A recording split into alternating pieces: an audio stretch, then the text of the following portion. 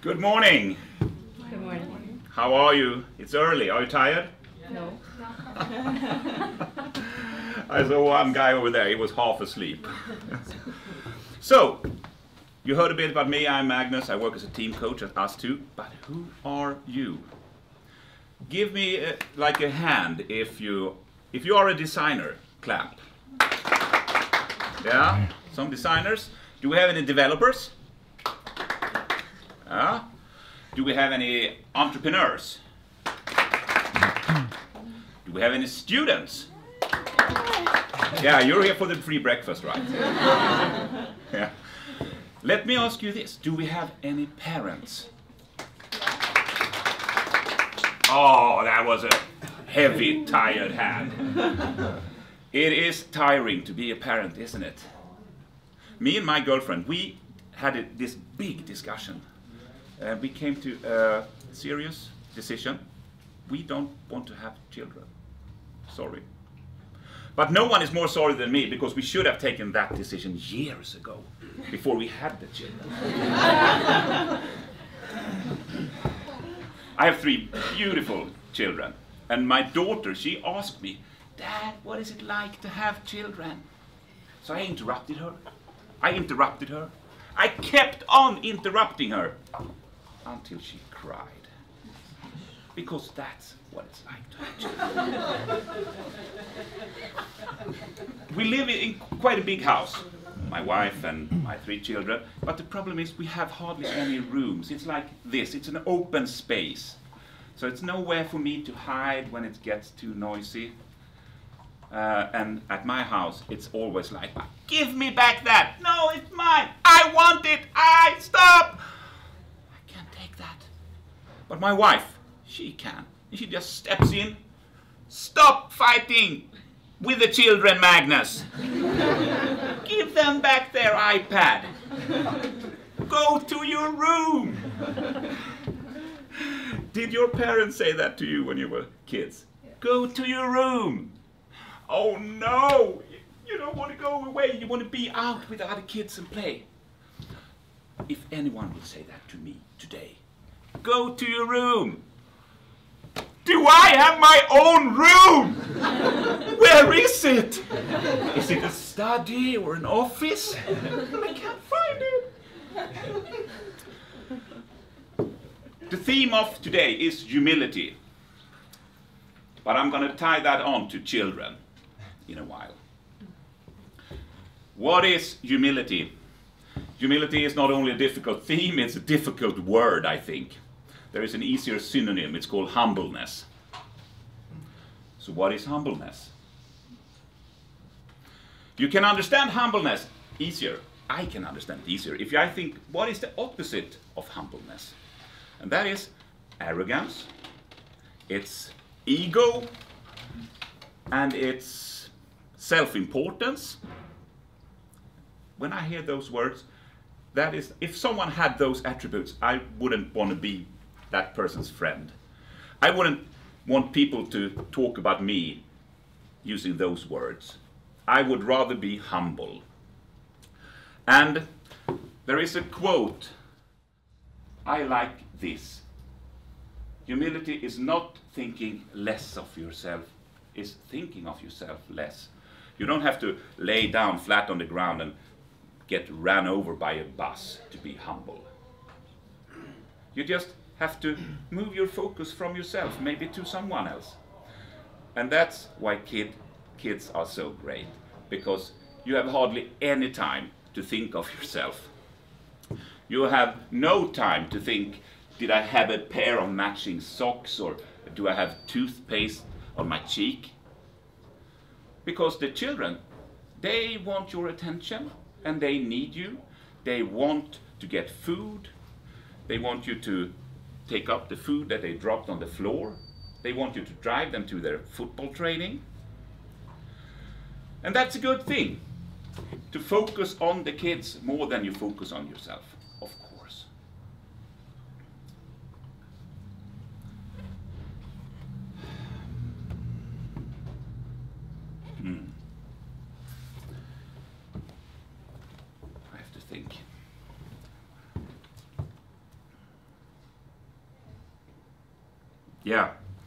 Yeah, yeah, right. Of course you should put your focus on the kids, but there is one thing that I sometimes forget, that within me, I have an inner child in me as well as all of you. All of us have that inner child. And no one is going to take care of that child except for you. So even if you have 3 kids like I, you need to take care of this child that you have inside as well. And I'm going to hit you with another quote, I thought. Like that. Yes, this is by Jim Rohn.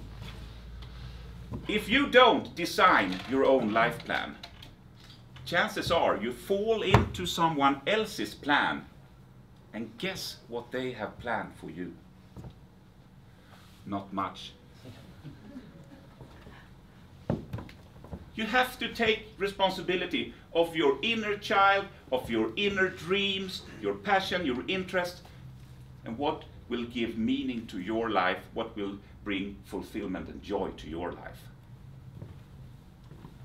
And you can do that and still be humble.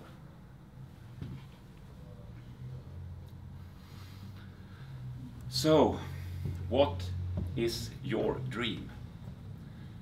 Take a moment and kind of ask your inner child. Maybe go back in time and think, when you were a child, what were your dreams then? What were you longing for? What did you want to become when you grow up?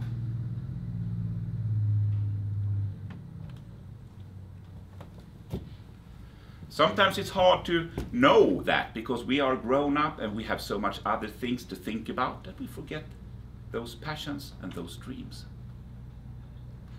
But I'm here to challenge you to think about that for a moment. And if you have a picture of something you want to be or do or be part of, how are you going to get there?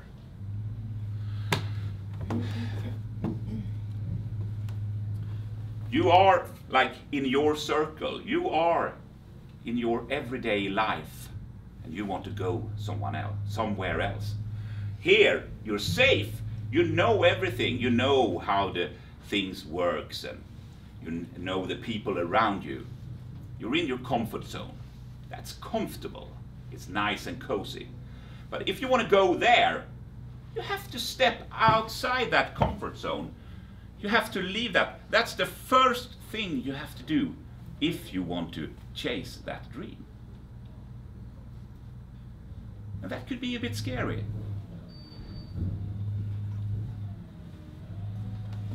I wasn't totally comfortable coming here this morning, going up here, talking in front of 50 people. I was a bit scary. It is scary. But the thing is, it's the only way to learn new stuff. So, you have like a choice.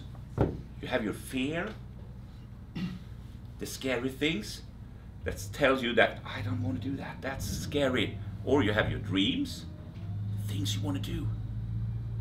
And you can be guided by your fears or by your dreams. Which one are you going to choose? I don't know. Which one is most fun to choose? It's kind of obvious, isn't it, when you think about it like that? Yeah, of course you're going to go with your passion. But still, many of us, we are stuck. We're held back by our fears. And that's natural. That's why we have a comfort zone. That's why it's called a comfort zone, because there you don't have the fear. But in order to get out and take that first step, you have to acknowledge that fear. You have to feel the fear. You have to taste the fear. How does it feel? What does it do to your body? What happens in your stomach? So you feel the fear and you do it anyway.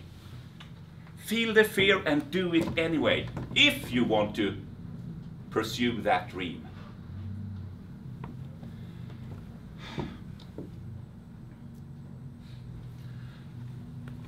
And when you are taking that first step, that is pretty much the way it's done. It's just like walking. You take a step and you repeat. Because when you have taken a step, you kind of get comfortable in that zone. You get to know those people, you get to know that kind of actions, and it's comfortable, and you can relax. But you have to take another step in order to get there. And the thing is, if I have my dream over there, it's so easy as a human being. I just think linear. I take the shortest path. I'm going to walk on this line towards my dream. But it's impossible to predict the future, because it's a complex and chaotic life we're living in, isn't it? You cannot predict. You don't know what's going to happen one step ahead or two steps ahead.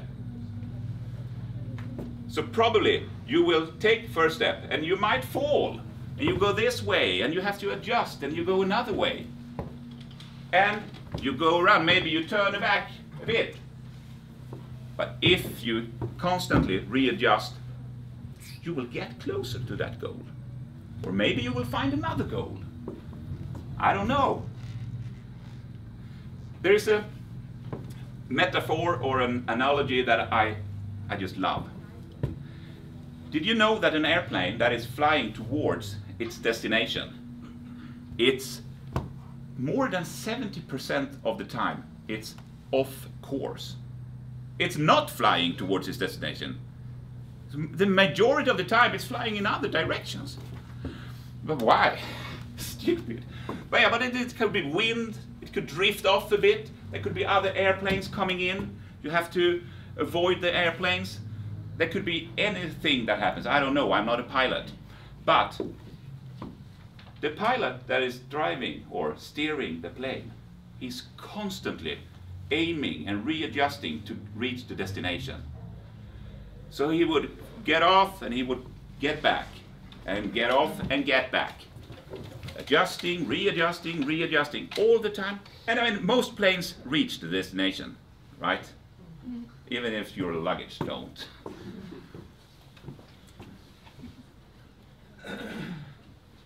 More than 20, no, not more than 20 years ago, but about 20 years ago, I worked as a dancer in Denmark.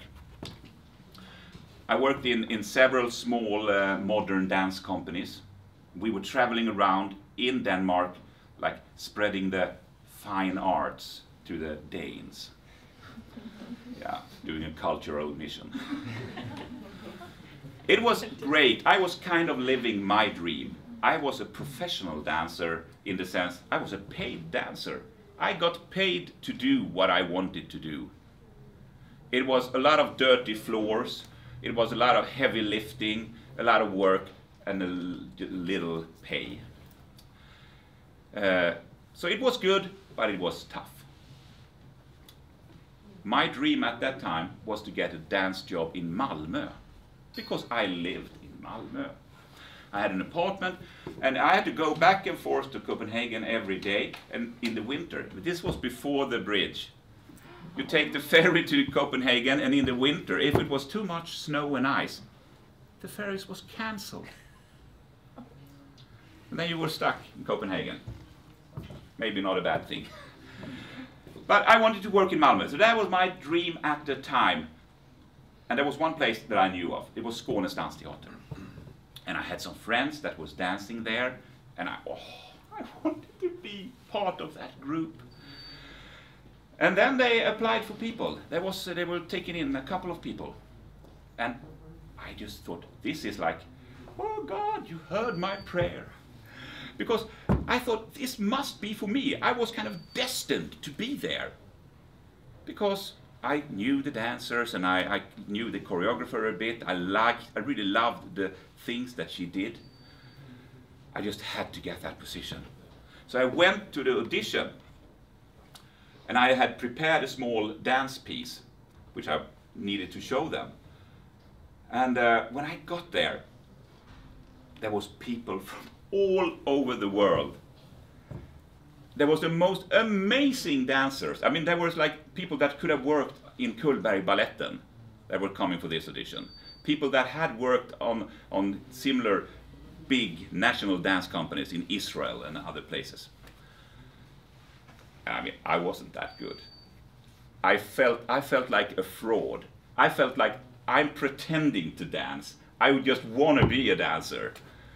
It felt awful. And still, I was there.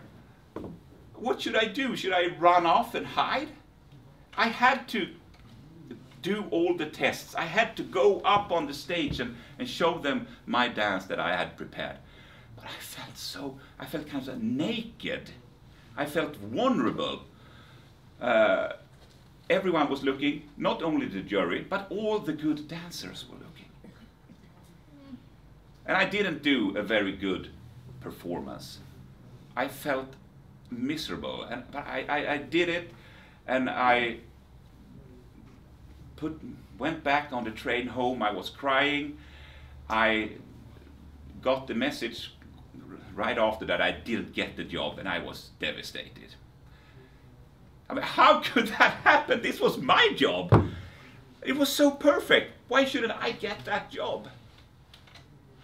I went back to Denmark, did my dancing. The thing that happened, a couple of weeks later, there was a lady that called me. And she had been on that audition, watching. And she asked me, well, I saw you at the audition. Do you want to be part of the musical, Kristina från Duvemåla? What? Yeah, we're running it in Malmö, the opera, the Malmö Musikteater, as it was called back then. The stage there is one of the largest stages in Europe for a theater. They take over 1,500 people in the audience.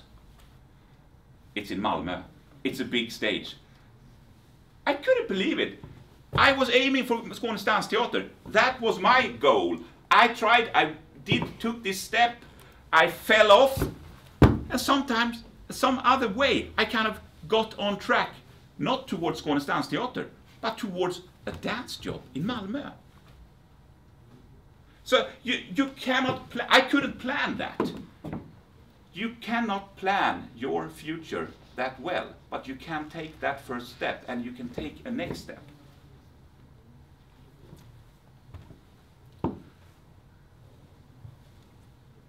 So, I want to end this by asking you once again, what is your dream?